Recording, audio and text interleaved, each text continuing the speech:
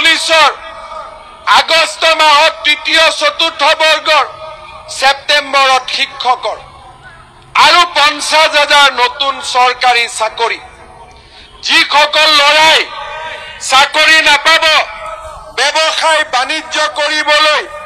2 লাখ লৰা ছোৱালীক মই বেংকত নোহোৱাকৈ চৰকাৰৰ পৰা ডাইৰেক্টলি 2 লাখ টকাকৈ লোন দিম যুৱক যুৱতীৰ মাজত আস্থা আৰু বিশ্বাসৰ এখন নতুন অসম নিৰ্মাণ কৰা মই ৰাইজক প্ৰতিশ্ৰুতি দিছিলো যে ৰাইজ বিজেপিক ভোট দিয়ক 1 লাখ যুৱক যুৱতীয়ে চৰকাৰী চাকৰি পাব মোক বিশ্বাস কৰা নাছিল কোনেও কৰ পৰা 1 লাখ চাকৰি দিব আৰু চাকৰি দিলেও টকা পইচা দিব লাগিব ঘোষ দিব লাগিব আমাৰটো টকা পইচা দিব পইচা নাই চাকৰিবোৰ আমি ক'ত পাম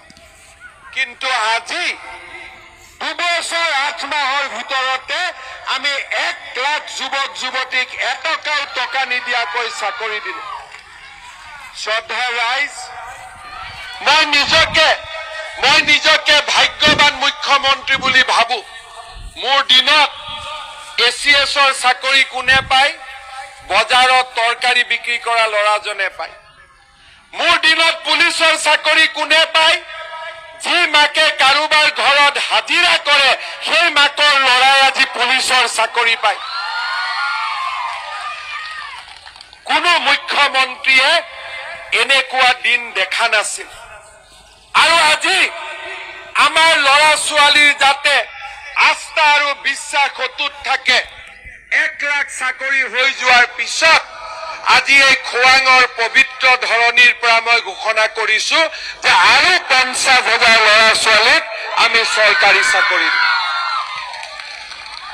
জুলাই মাহত পুলিচৰ আগষ্ট মাহত তৃতীয় চতুৰ্থ বৰ্গৰ ছেপ্টেম্বৰত শিক্ষকৰ আৰু 50,000 নতুন চৰকাৰী চাকৰি যিসকল লৰাই চাকৰি নাপাব ব্যৱসায় বাণিজ্য কৰিবলৈ 2 লাখ লৰা ছোৱালীক মই বেংকত নোহোৱাকৈ চৰকাৰৰ পৰা ডাইৰেক্টলি 2 লাখ টকাকৈ লোন দিম